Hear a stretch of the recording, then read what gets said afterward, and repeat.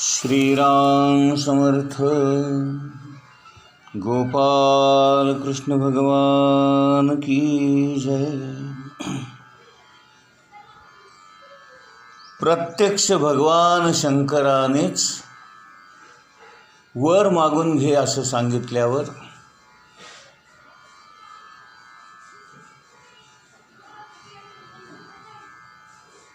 मार्कंडेय महामुनी मोठा आश्चर्यचकित झाला. भगवान शंकर त्याला म्हणतायत, ब्राह्मण अत्यंत सत्शील असतात, शांत चित्त असतात, अनासक्त असतात, सर्वच प्राणीमात्रांवर प्रेम करणारे असतात, कोणाशी वैर न करणारे असतात, समदर्शी असतात आणि आमचे निस्सीम भक्त असतात. सगळे लोक आणि लोकपाल आम्ही सर्वजण ब्राह्मणांना वंदन करून त्यांचं पूजन करतो. मी स्वतः भगवान ब्रह्मदेव आणि भगवान विष्णू आम्ही सुद्धा ब्राह्मणांचा अत्यंत आदर करतो. तुमच्यासारख्या महात्म्यांची आम्ही अत्यंत आदराने भक्तिभावाने स्तुती करतो. तीर्थ आणि देवता अनेक आहेत, परंतु ते पावन करण्यासाठी, पवित्र करण्यासाठी अनेक दिवस घेतात. परंतु तुम्ही सज्जन ब्राह्मण मात्र केवळ दर्शनानेच पावन करून टाकता. आमची पापे क्षणात नाहीशी होतात, म्हणून आम्ही ब्राह्मणांना नमस्कार करतो. कारण त्यांच्या चित्ताची एकाग्रता, ते करत असलेली तपश्चर्या, त्यांचा स्वाध्याय, त्यांची ध्यान धारणा, समाधी अवस्था आणि त्यांनी अध्ययन करून प्राप्त करून घेतलेले वेद, महापापी आणि अंत्यजसुद्धा तुमच्यासारख्या महापुरुषांचं चरित्र श्रवण करतात आणि तुमच्या दर्शनाने शुद्ध होऊन जातात, पवित्र होतात, पावन होतात. चंद्रभूषण, शशीभूषण असणाऱ्या भगवान शंकरांचं हे धर्माच्या रहस्यानं भरलेलं, परिपूर्ण असणारं अमृतमय बोलणं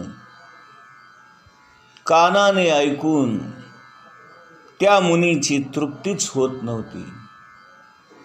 भगवंताने असंच बोलत राहावं आणि आपण ते ऐकत राहावं असं त्याला वाटे.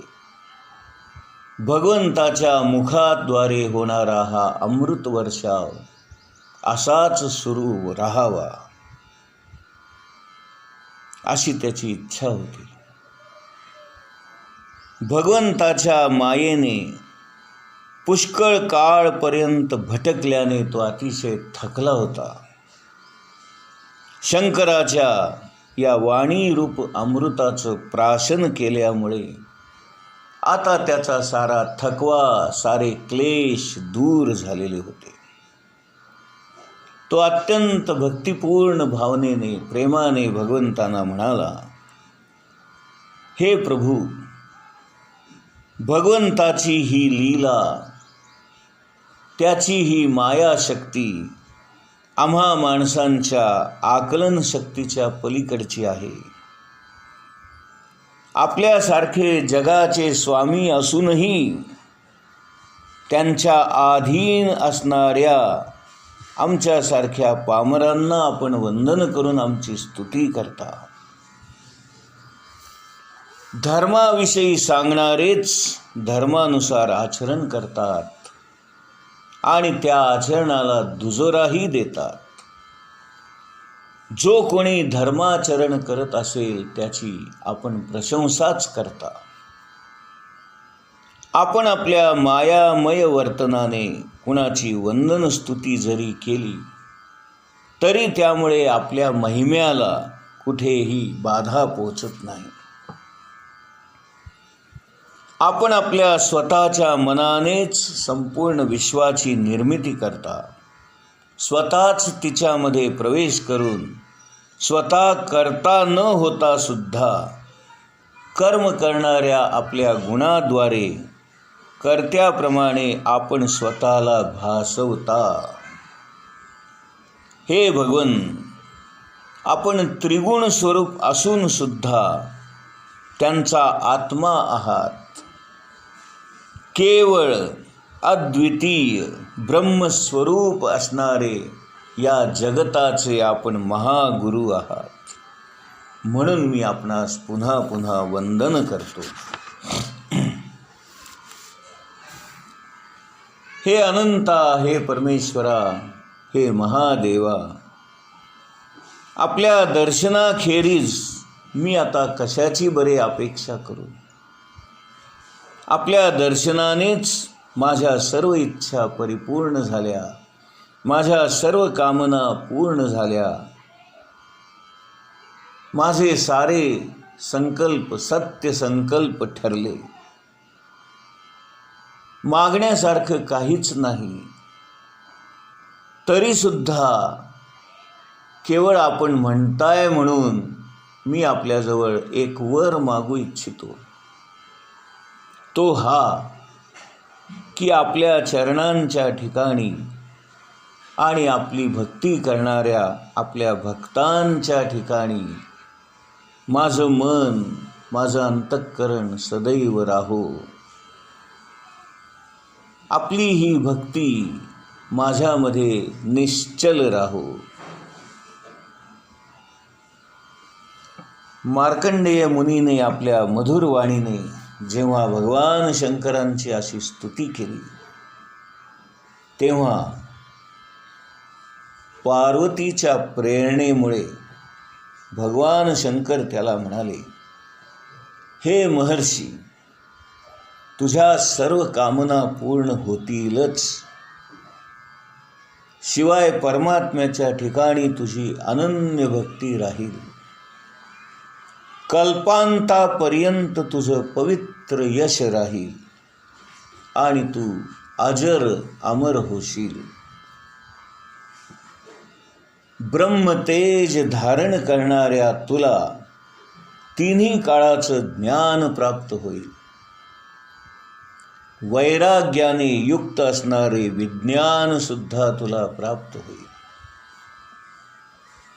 तू पुराणांचा सुद्धा आचार्य होशील. सूत सांगू लागले, हे शौनकादिक ऋषींनो, अशा प्रकारे त्रिलोचन असणारे भगवान शंकर मार्कंडेयाला वर देऊन मार्कंडेय मुनींची तपश्चर्या आणि त्याचे प्रलयासंबंधीचे अनुभव आपल्या पत्नीला भगवती पार्वती देवीला सांगत ते तिथून निघून गेले. भृगुवंशाचा शिरोमणी असणाऱ्या मार्कंडेय मुनींना त्याच्या महायोगाचं हे परमफल प्राप्त झालं. तो भगवंताचा अनन्य भक्त आजही या पृथ्वी तलावर विहार करत आहे.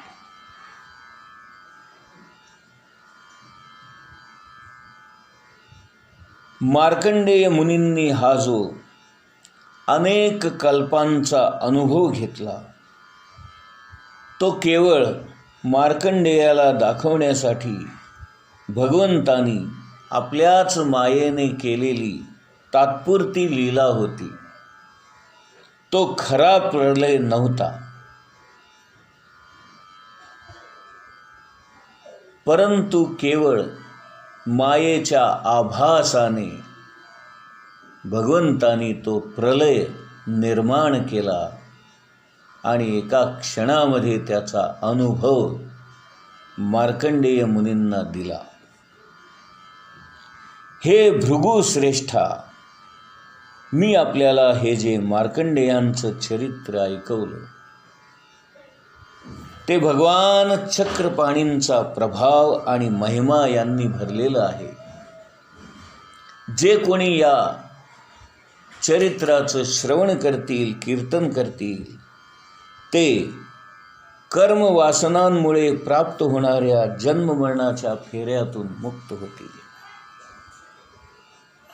गोपाल कृष्ण भगवान की जय.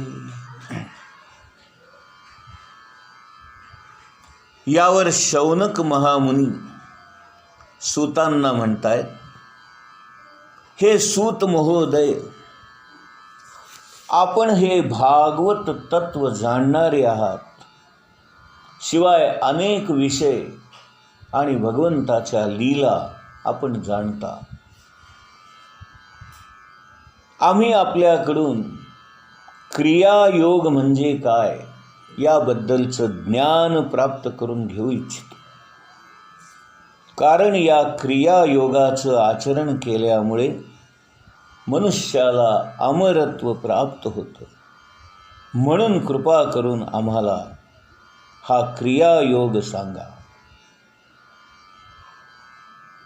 भगवंताची आराधना करताना कोणकोणत्या तत्वांनी,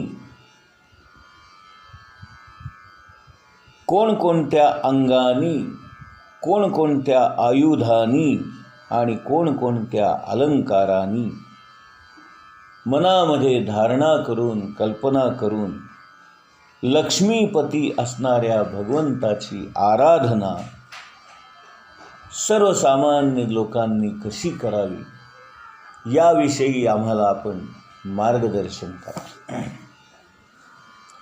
सूत म्हणतात, मी श्री गुरुदेवांच्या चरणांना नमस्कार करतो. ब्रह्मदेव इत्यादी, भगवान शंकर इत्यादी देवांनी आणि आचार्यांनी,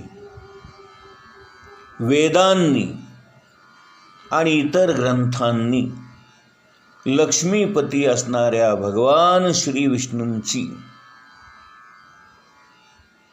आणि त्यांच्या विभूतींची जी जी काही वर्णने केली आहेत ती मी तुला आता सांगतो, ऐक. भगवंताच्या ज्या चेतन विराट रूपामध्ये हे त्रैलोक्य सामावलेलं आहे ते प्रकृती, सूत्रात्मा, महत्तत्व, अहंकार आणि पंचतन्मात्रा, शब्द, स्पर्श, रूप, रस, गंध या 9 तत्वांनी हे परमतत्व निर्माण झालेलं आहे. हेच भगवंताचं विराट पुरुष स्वरूप आहे. पृथ्वी त्याचे चरण आहेत, स्वर्ग त्याचं मस्तक आहे आणि अंतरिक्ष त्याची नाभी कमल आहे.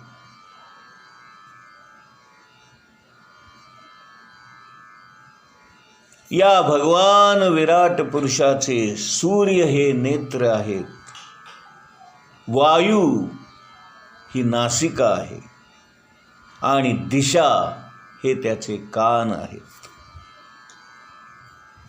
प्रजापती हे त्याचं लिंग आहे.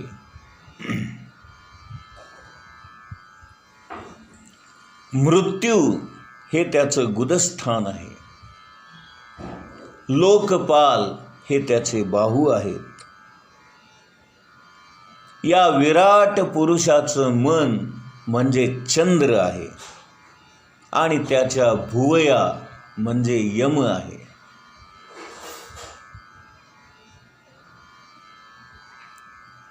या भगवंताच्या विराट स्वरूपाचा खालचा ओठ लोभ आहे आणि वरचा ओठ लज्जा आहे. त्याचे दात म्हणजे या अंतरिक्षामधलं चांदणं आहे. त्याला झालेला भ्रम हेच हास्य आहे.